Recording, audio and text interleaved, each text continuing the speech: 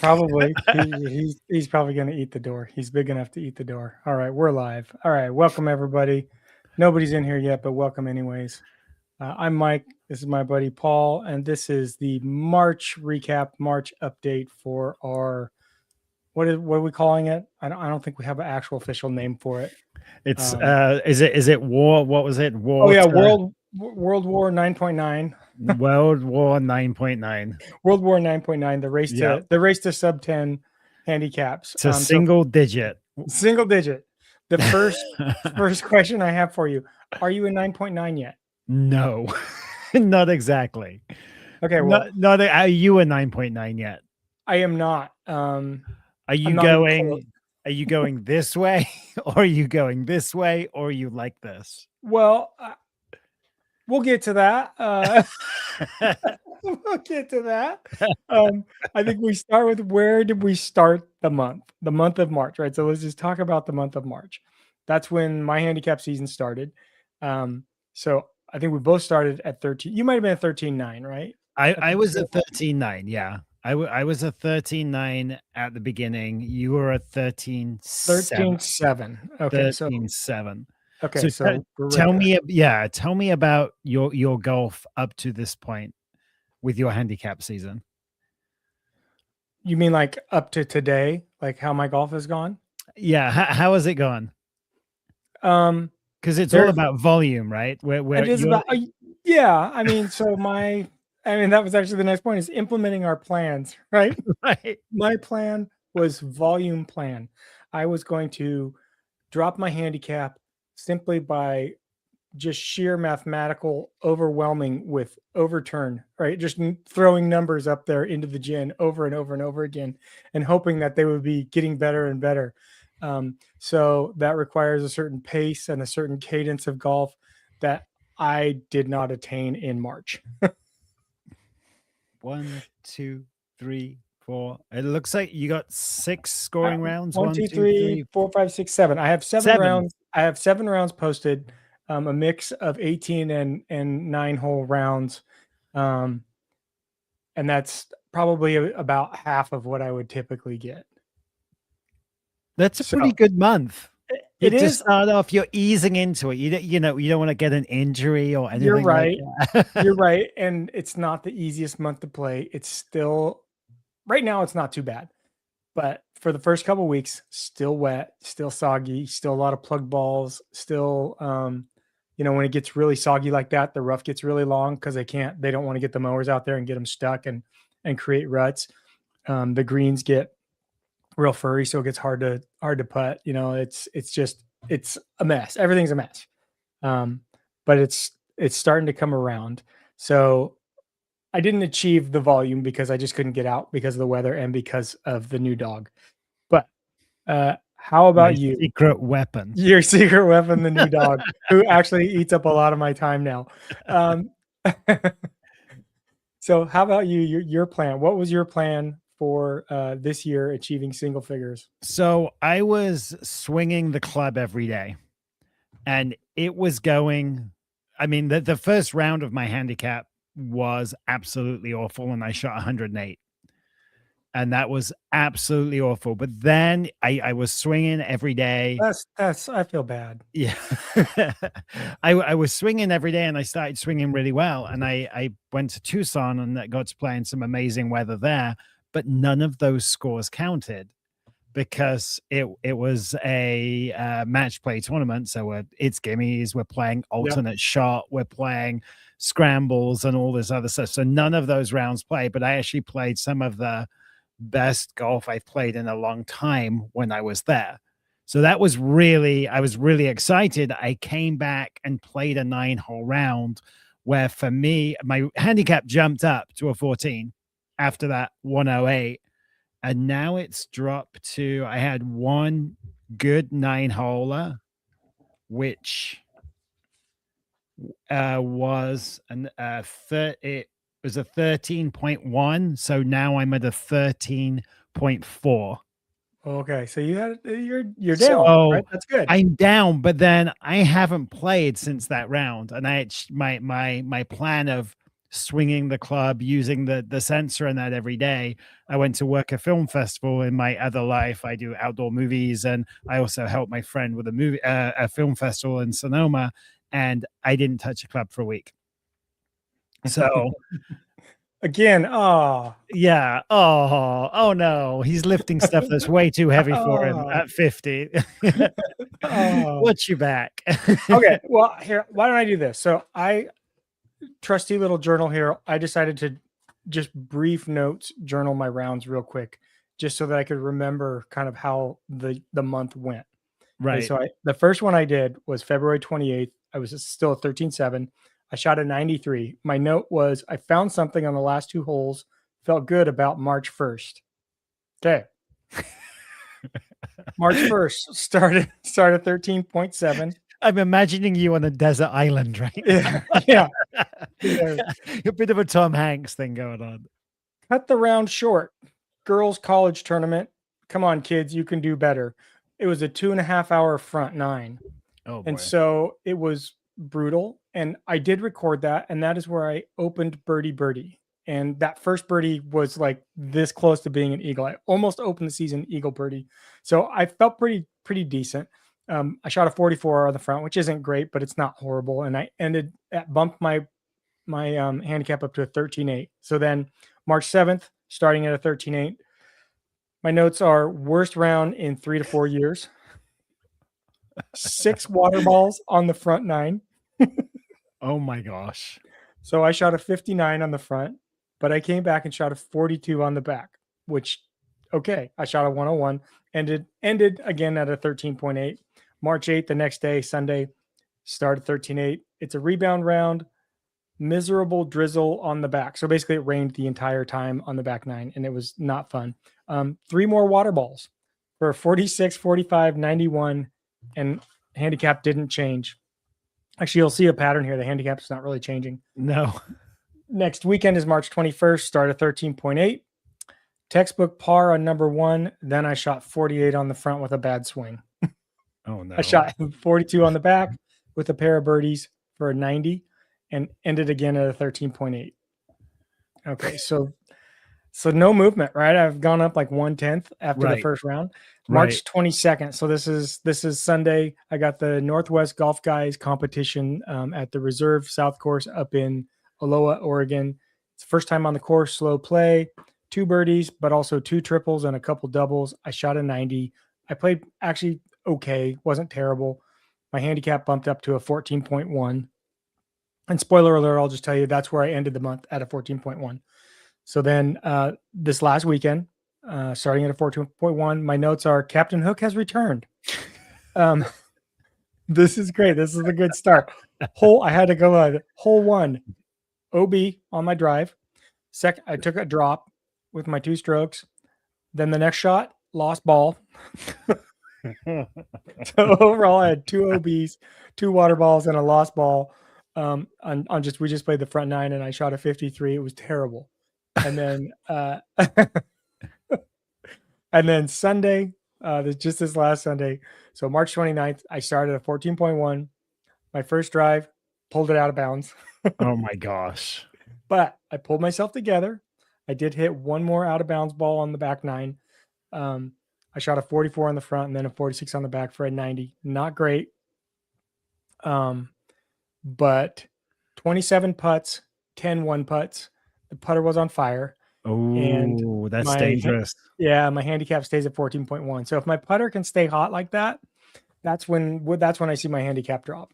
Yeah, the putter stays hot. If the putter stays hot and then other parts of the game start to come in, I think I'm in trouble. If I can keep from having like 7 and 8 water balls and OB balls on a round, I feel pretty good about where the game is headed. So I think there's going to be some tactical stuff right here, as in don't play holes with a lot of water. Well, you don't have that choice, though. No, the problem is I play almost all of my golf at my club. I've got other courses that I'm going to go play, and I play in some competitions in other places, but I'm playing the club, and it doesn't seem like the kind of course with a lot of water, but I tend to find it. It's got this little creek that wanders through the whole thing, and I always tend to find the creek a couple times or once. And you have So the trees that cut in too. yeah, it plays a little tighter than it looks at times. But I mean, I've shot my best round ever there. So, and I've shot 80, I don't know, a handful of times last year there. So I feel like I can still post the scores. I think I think I said I got a score. I play from the white tees. So I'm like right about 6,000 yards. I probably should scoot back. I wonder if that would help. But from those tees, I have to shoot like 84s and 83s. If I can get a bunch of 84s and 83s on the card, then I get the handicap below 10. It drops below 10. Not that Right. I'm not that I'm thinking about that as I step to the first tee and yank it out of bounds. So when you're going to play, are you going with your mindset? Are you going with a plan like I need to have a couple of birdies, 4 pars, and then minimize what is that how you plan it, or you're just trying No. to find fairways, trying to find greens? Um, honestly, I don't even really I'd love to hit fairways. But I don't even really think too much about that. I never find them, so I don't I'm know. I'm a second shot guy.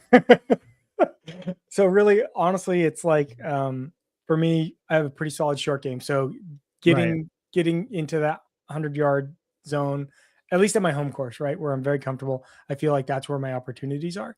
It really is just keeping the penalty strokes off of the card is the key for me Oh yeah. on that course.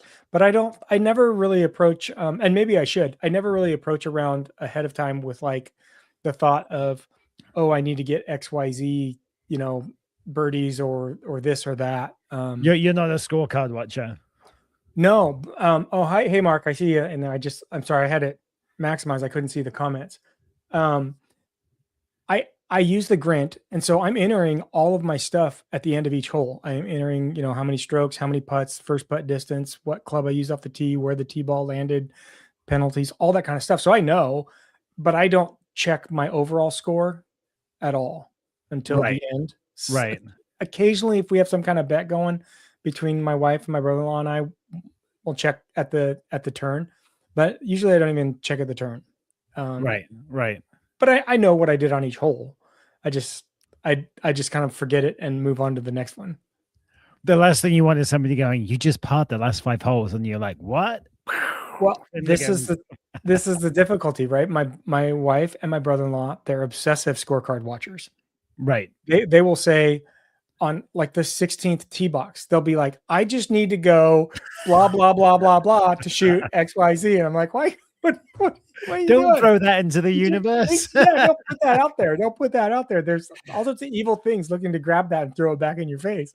But how about you? How do you approach the round when you're planning? You've got the tee time. You're in the car. Or maybe you do it before. What is the thought process? It depends. If I'm playing a match with somebody, I'm playing against the other person. So if they pump a drive out of bounds, I'll definitely sometimes just grab a 3-wood and try and put it in play and put the pressure on type thing. It's just the game you play. If I don't go in with some kind of plan, I'll hit driver at absolutely everything, and that's when my score tends to balloon. So, sometimes I'll play a game with myself trying not to lose a ball, which is very hard for me. How many holes can I hold a ball on? Hold on to my ball for. So, Yep. But I've never been. I used to, before I'd play, used to look at the scorecard, and I would look at how long the par 5s were from the tees I'm playing. I'm like, oh, I could reach that one. Maybe I'll get a birdie here and that. But I've stopped doing that because that's not.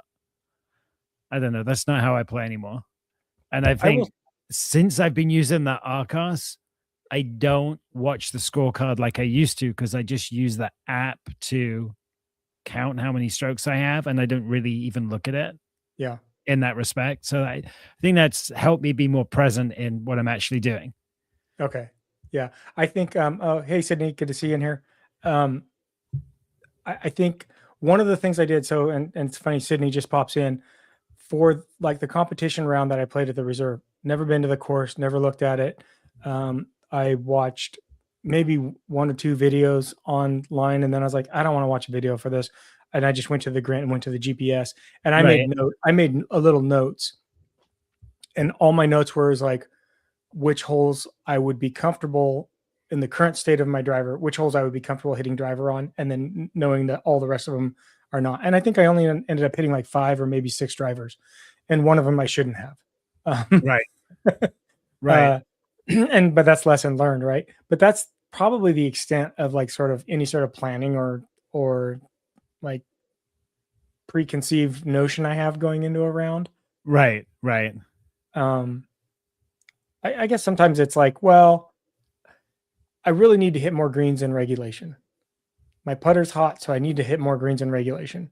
But Yeah. I don't Yeah. that how is that actionable? Right. Right.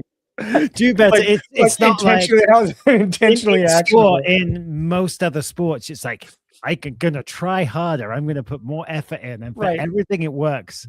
Apart from golf, I think if you put more effort in, it has the opposite effect. Like I'm gonna hit this drive harder, yeah, further out of bounds. Yeah. Well, I also think things like I just need to hit more greens in regulation. That's like an athlete in like a basketball player saying, "Well, I just need to jump higher." Yeah, Or yeah, a track runner saying, "Well, I just need to run faster."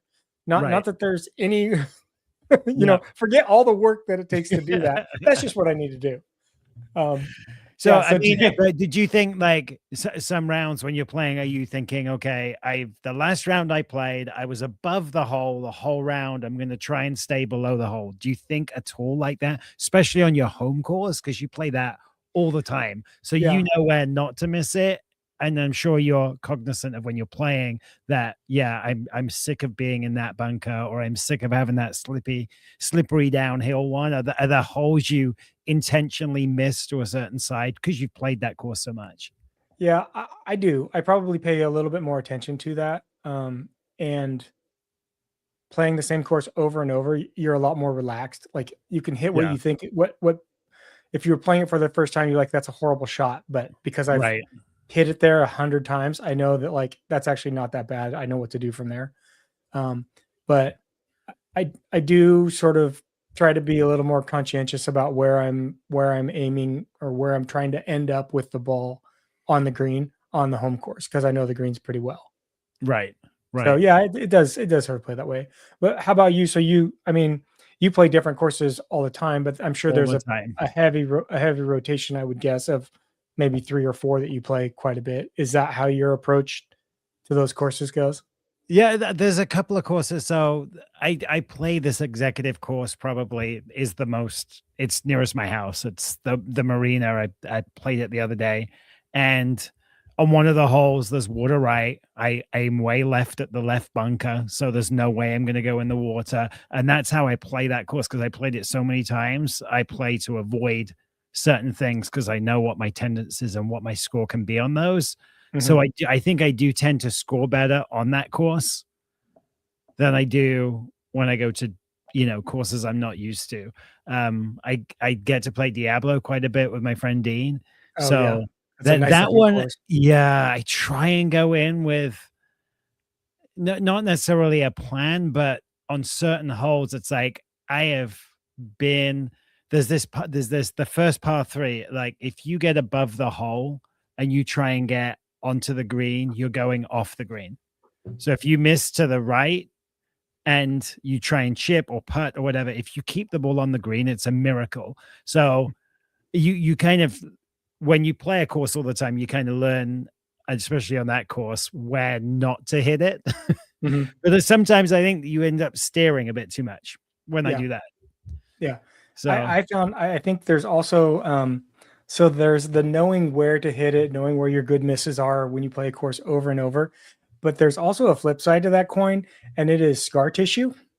Um, there are there are oh yeah, shots that should be very easy, pretty straightforward shots, and then for whatever reason, you screw it up a couple times in a row, and then it's in you your say it's brain, not it's you in your say it's head. not in your brain, but it's in your head.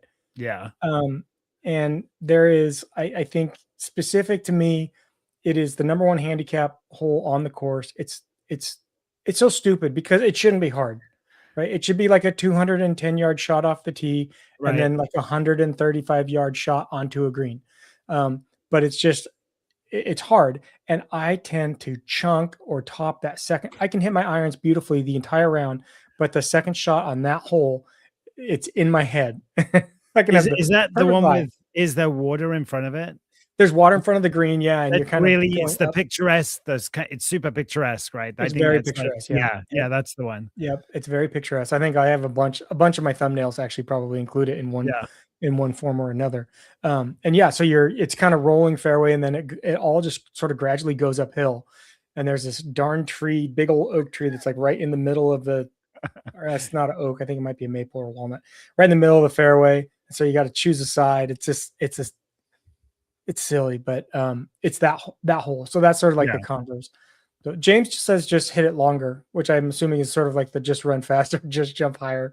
So Just wait, hit it let further out me of bounds. let me get these notes down here. Just hit it longer. Hank, I where do. are you?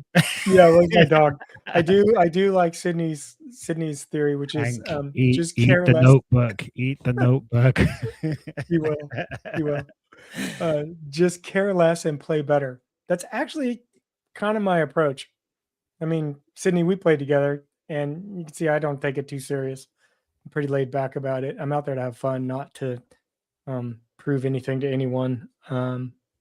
So Or with the tournament round, so Sydney was there at the tournament round, and did you find it was like way more pressure because it was a tournament round, or you were just out there to have fun? I was just out there to have fun. Yeah, I didn't feel any more pressure. I didn't feel any pressure. Um, ice cold. because yeah, yeah, nothing up here, no pressure.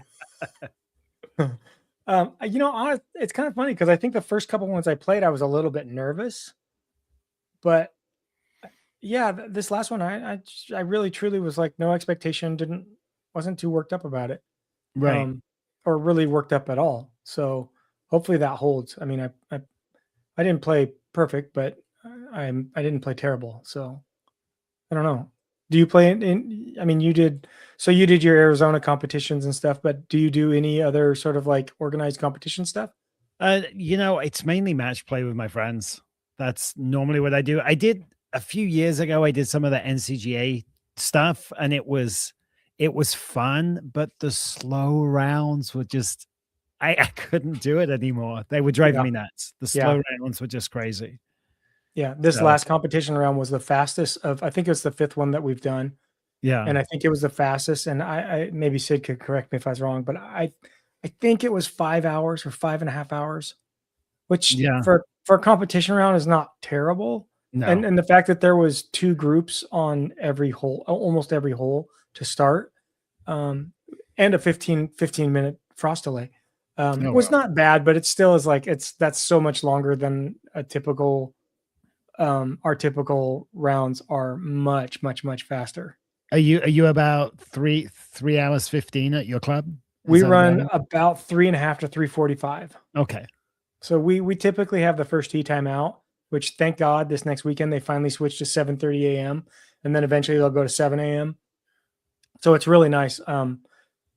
First one's out of the gate and we just fly. You know, my wife and my brother-in-law and I, we just play really fast. And there's this older gentleman, he's retired, who now plays with us, and he walks and he keeps up too. He likes playing with us because we play really fast. So we play Right. a foursome, walking 18 holes of a pretty hilly course, and we're still getting in under 4 hours. Oh, So that's it's good. and stopping for hot dog and pops at You've the got some Scottish in you, I think. probably probably.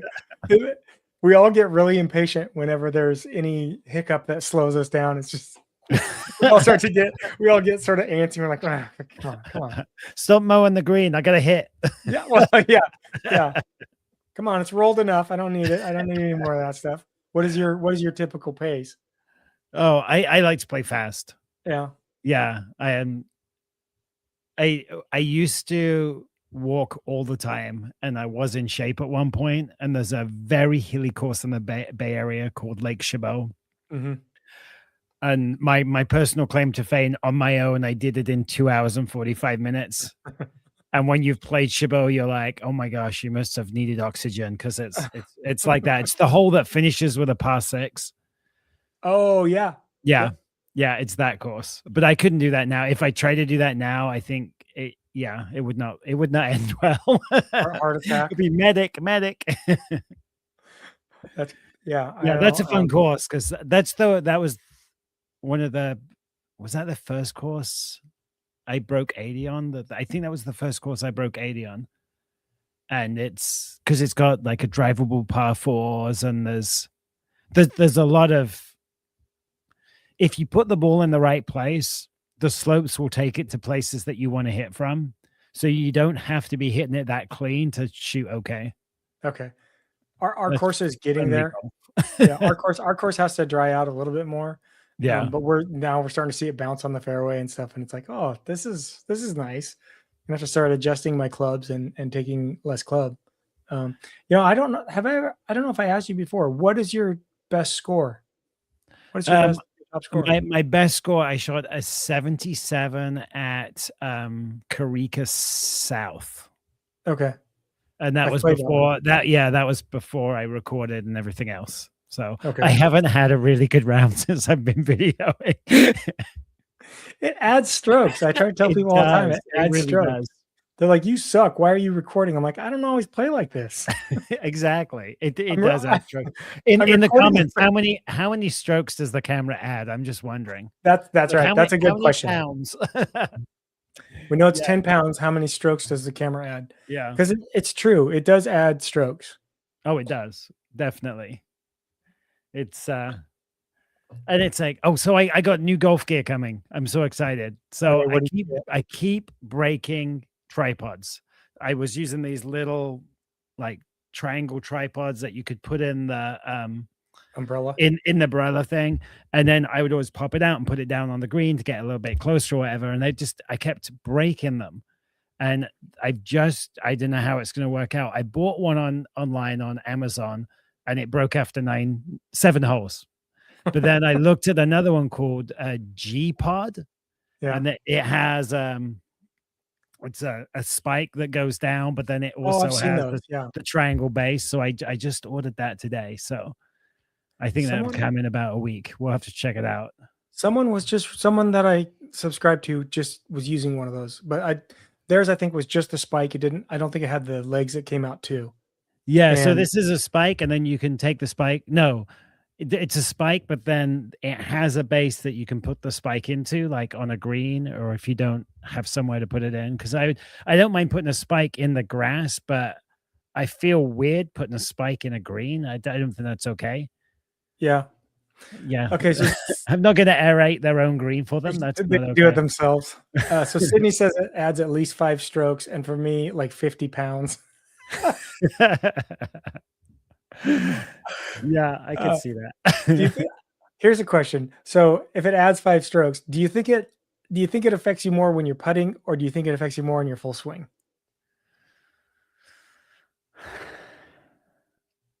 I can say for me, I think it's full swing. I think it's full swing, and I think it's also recovery shots.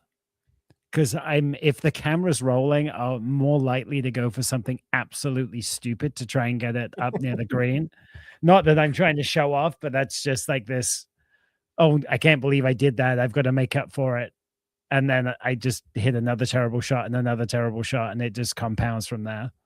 Whereas if I was playing a match against somebody, I would be so focused in just getting it back in play. And do you ever have that thought when you're recording these rounds of this is going to be the coolest shot ever? Like you have those like I've set the tripod up a couple of times, and I think I hope I can hit the shot that this composition deserves. Yeah. Because it looks beautiful. And like, if this is the hole-in-one I get, because I've never had one on this par 3 with all of the stuff, I'm like, I'm going to be so, and it didn't happen, but yeah. I think for me, the thing that I think back now to some of what I think are my favorite thumbnails have resulted in like tee shots that were just horrendous, and you're like, "Oh my god, that was the worst tee shot." But then I see where the ball is as I'm walking up, and I'm like, "This is going to be the thumbnail. This is amazing. I'm so glad I hit it over here." Yeah. Right?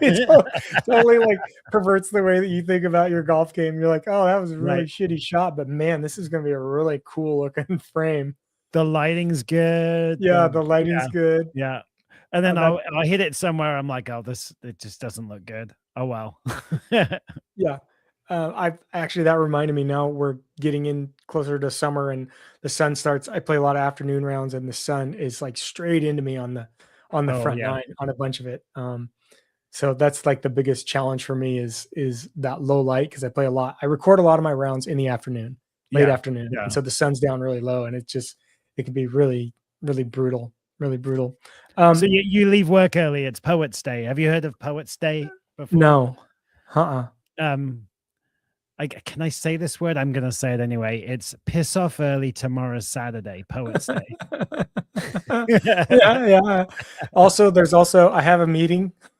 Oh yeah, yeah. Uh-huh. I have a I meeting. gotta go for my 3 o'clock. I'm sorry. Gotta go, gotta go. I got a board meeting. Those always work. Going to a fundraiser.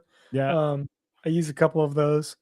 No, I actually work where I work, there's a lot of golf fanatics and so we all understand, we all live with the same what is it, seasonal affective disorder, sad because of the weather. And so everybody knows, once Yeah. the sun starts setting late and it's nice out, people are kind of ducking out early and getting their golf in or starting late because they're golfing early, which is always fun up here too. But So how soon in the season do you get to play 18 after work? Because I know Oregon has that real long days. Because I've mhm. done movies up there, and we're starting movies at like 9:30 at night. Yep. So when do you get to that stage where you can start playing 18 after work? That's like 18 after work is, I think it's usually like June, July. Okay. And then it extends out for a ways, but I think it starts like late June, early Okay. July. It's easy to get 9 holes in, and a lot of times the way it works out for me is if I wanna record, like, I've got a bunch of things I wanna go out and record. Um, I'll play 9 and record it, and then a lot of times get another 5 or 6 holes in, but not recording, but be able to get 5 or 6 holes in because it's still light out. Right. We'll Right.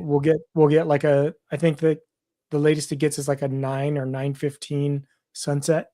Yeah. So it gets really pretty late. So it's nice, So but it's still you're playing 36 after work then. uh, there have been times where we've tried to, Right. or we've Oh tried man. to. So it's coming. I mean, that's exciting for me is that it's coming. It makes it a little bit more difficult to sneak out or to go out and play after work, even if it's after 5 o'clock, when I have, this giant beast of a new dog that your secret weapon, my dog, that I have to take care of. But I'm gonna be sneaking in like yeah, laxatives and stuff. No, good. I'd never do that. I love Yeah. dogs. Yeah. No, good. Good. So I forgot to ask you. So your plan was lessons, right? Yes. How, with Edison. Yeah, How are you doing on that? I have not had a lesson yet. I've just been with the golf trip and then the week at the festival and that I just haven't got to it. So if you're watching Edson, I need to give you a buzz and get down there and get things all shored up. Yeah, and if you're watching Edison, I'll just keep paying you to have a full schedule and be unable to Yeah. this call. That is brilliant. That is brilliant. So what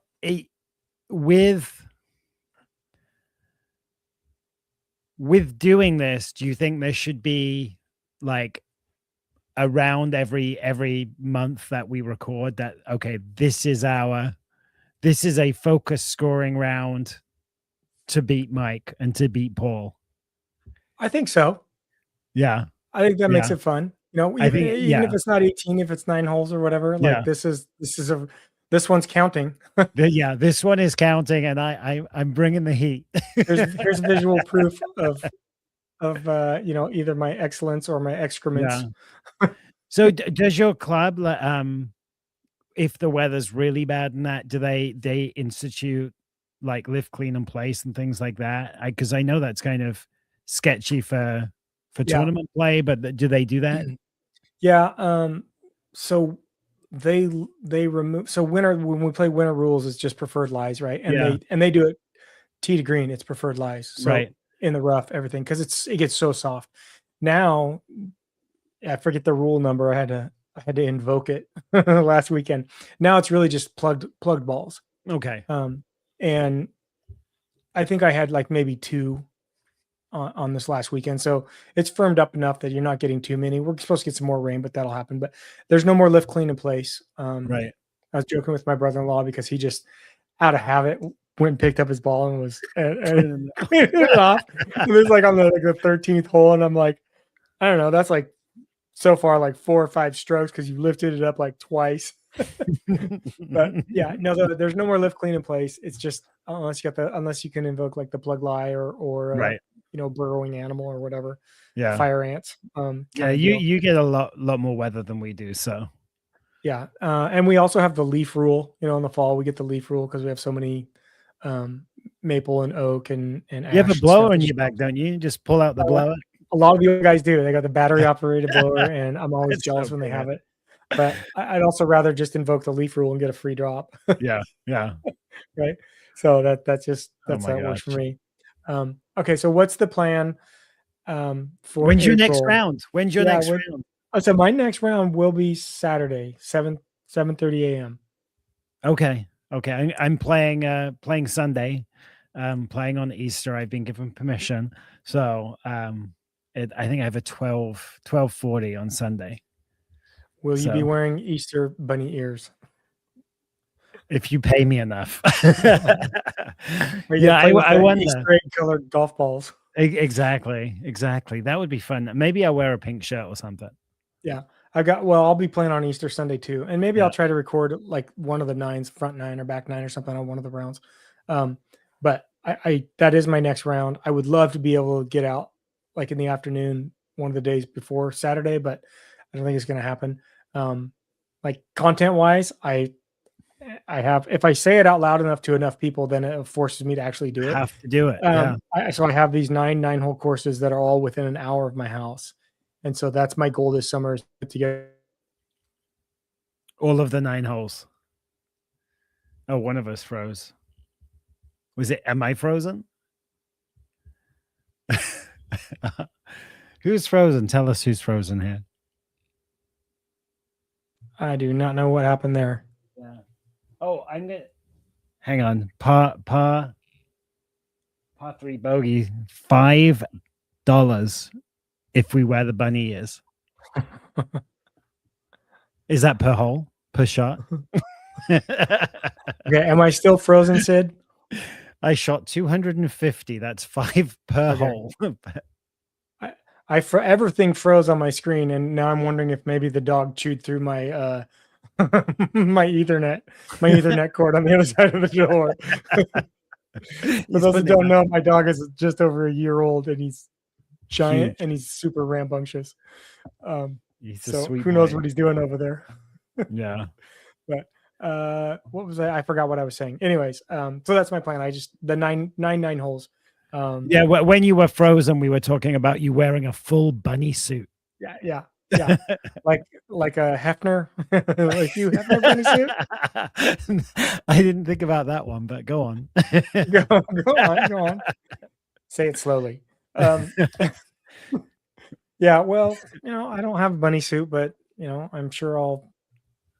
I don't know. I don't have any expectations. Remember, no expectations for how it's going to go on Sunday or on Saturday.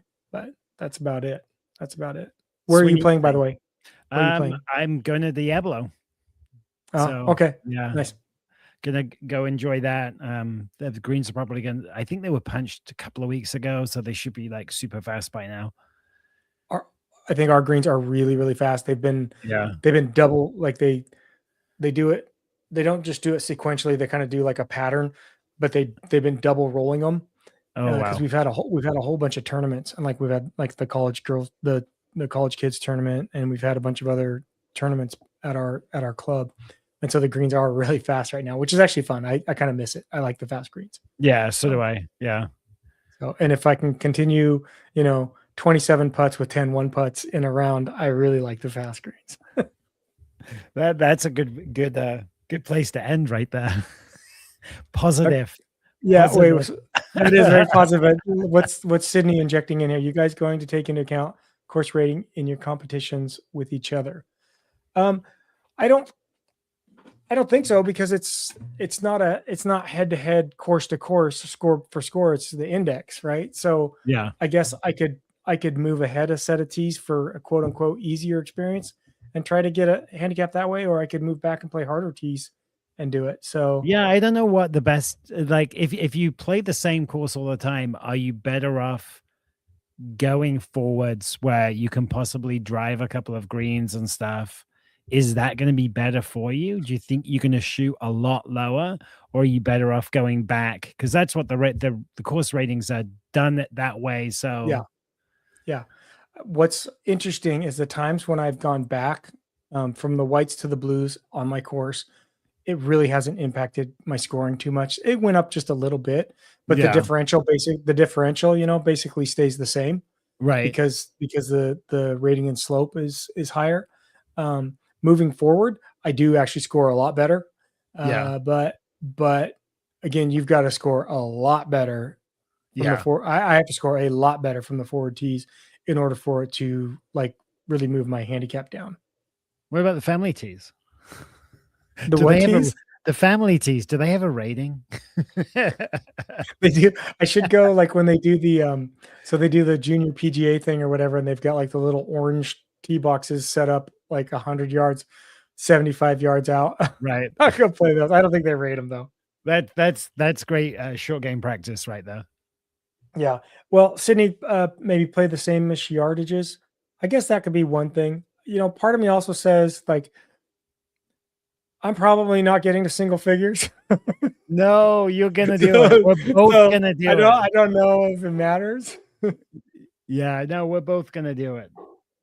Uh, It'll be interesting to see if we get onto, you with your volume, me with trying to get lessons, and that if we get into a flow, because I think that's part of it, right? yeah. You'll have a time during your summer where you're going to be putting together a few good rounds. Yep. And is it at that point, do you double down, say, I'm taking the next week off work because I have to do this? That's how it happened last year, right? That's what Right. happened last year. I can't remember what, I think it was August. It was August. In August, I think so I played a ton, and I think I posted, I'd have to go back and count, but I know I posted probably 12 rounds. Right. But maybe 9 of those were 18-hole rounds, and I don't think I scored over like 86, but I just scored in this Wow. narrow band of like 83 to 85 just consistently on all those rounds. And that's where my handicap dropped down significantly. Like in 1 month, it went down like 3 strokes. I went down to 12 Right. and then immediately shot back up when September hit. When the or weather changed. yeah, or maybe it was September and then I went back up in October. I can't remember, but it was a Right. pretty quick flip. But it was really just a run, right? I had a Right. run of like Right. 4 weeks of really good golf. And so then you're right. I was like, okay, I want to play. I need to play another round. I think I can do even better the next time, even better Yeah. the next time, right? That's the addiction of golf as well. Yeah, I Part of mean, it. I always feel like I can play better than I do now. Yeah, I'm getting older, but I'm like, no, I feel like my best golf is in front of me still. yeah, I kind of do. The one thing I have noticed is, so my brother-in-law is like 10 years younger than me, and I used to hit driver a lot further than I do now. And part of it is I try not to swing as hard just to be more in rhythm and stuff. But I used to pop it out there past him more often Yeah. than not. Yeah. And now it's like he swings really hard. He swings really, really hard. But he's putting it out there past me. And now he was teasing me over the weekend, like, you just can't hit it past me anymore, can you? I can, but like bad things happen and I end up with 9 balls out of bounds, Right. Right. on a round. But I do feel like I've probably only lost it on the driver. Like I don't feel like I've probably gained distance on my irons and stuff. So Yeah. Yeah. But once you start, I don't know, it's such a streaky thing. So Yeah, I mean, a few years ago, I lost distance and then saw Edson and kind of got it back, and it was more of a path thing. But I'm definitely I'm definitely feeling the aches and pains a little more than I used to. yeah, And last year, I basically played hurt all year. I had that shoulder going on all year. It's good. that's We're good. ready. I'm Good. ready to go. I'm I'm curious to see. So I'm pretty consistent workout person, um, but I've really mixed up what I'm doing because I'm going to be training. My training program starts in June, for my first marathon in Oh my October. gosh! Wow. And so between now and June, I'm just sort of building just a base of endurance, but also trying to drop weight, like quite a bit of weight. And so I'm kind of curious to see how that impacts distance, and changing up my strength training program where I'm maybe not focusing quite so much on power, and seeing what that does to distance over the course of the summer will be interesting as well. Right. Something to just sort of like keep in the back of my head and track and see how I feel about that. And you have when you're playing, you track. You have an app that tracks the distance you hit everything. So you're gonna have I could, but I don't use it. okay. I You don't use should it. you should start using that now because that would be curious if you're not like working on your game, but you're change your exercise to see if you Yeah. gain distance or lose distance. Well, part of it also is playing the same course over and over, right? I mean, Oh yeah, yeah, right, if playing the same course over and over, even throughout the course of the year as the weather changes, like, I think about the tee shot on the 2nd hole. When we're playing in the dead of winter and it may be, like, 40 degrees or 41 degrees, I may be hitting a 4 iron off I'm likely hitting a 4 iron off that tee. Um, in the heat of the summer, I'm I'm hitting 6, or if I really am feeling it, I'll smash a 7 iron. It's that right, much difference. yeah. Um, so I kinda have a range. I know what I should be hitting at this time of year, these conditions or whatever. So, it'll be interesting. I mean, I haven't lost a lot of weight yet, but, Right.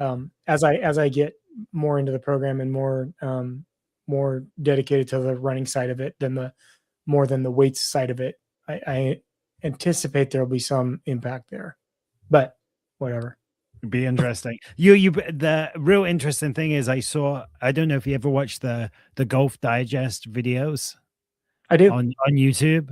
And some of those videos, there's a really interesting one talking about weather and how far the ball goes in the morning compared to the afternoon. And in the afternoons when the winds come up, there's a really good video about that. So you It should check if you haven't seen that one. They talk it's about actually it's a Yeah, really it's good actually one. really funny that you mention it because we just switched, like, I don't know, maybe a month ago. We switched to continuing to play early on Saturday mornings, but then we're like, you know what? We usually end up going out Saturday night or having people over or something, and it'd be nice to just like play a little bit later. So we've been playing like at noon or in the afternoon on Sundays, and it is a big difference, right? It's a Yeah, big difference right? between playing at 7:30 and playing at 1 o'clock or 1:30, and the temperature, the sun's up, and the ball does. We were laughing. We're like, man, we're really hitting everything really far. Well, no, it's just warmer. It's just There it warmer. is. Ah, see, that's extra strokes you're gonna get there. Yeah. Thanks, Paul. There you go. You're welcome. Good. Fantastic. All right. Well, We both wanna win. We both wanna yeah, we do both want to win. I do, and Sydney says you can, and I say yes, Sydney. Actually, I know I can. I got close last year. I didn't have this competition to push me along and to to motivate me to not fall on my face. But I do have it this year, so I feel good about my chances. How do you feel about your chances? Still confident? I think we can do it. I think we're both gonna do it. Okay, that's where I'm at too. That's where I'm at too. I'm your biggest competitor, but your biggest cheerleader I'm too. your biggest cheerleader too. I want you to do it, Paul. I want you to do it. We've put ourselves out there. I know. We put ourselves out there for the internet, so I want us both to accomplish it, and I think that we will. So, Excellent. um, cheers to you. I suppose that at some point this month, in this coming month, April, you will see a round where I do talk about this, and I will post it and make reference to our epic battle here. Epic. And I will look for the same from you. Yes, I will definitely do that. I look forward to seeing your video. And I look forward. Maybe I'll do a video commentary on your video. I'm all for it. Let's do it. Let's do it. Absolutely. So, all right. And then we'll do the recap of April, probably the end of the month or beginning of May. So Brilliant. Brilliant. See everybody then. Thank you everyone in the comments. Don't forget to subscribe. Golf 50 at 50. And Mike Golf's Oregon. Mike Golf's Oregon. Click like or whatever. I don't say this so I don't have it. It doesn't roll off the tongue. I just like, subscribe, and like my subscriptions and comment on my bell. Smash my like and subscribe to my bell. Smash my bell. All right. Good night, everybody. Good night. Good night, Paul. Thanks. Good luck. Appreciate it.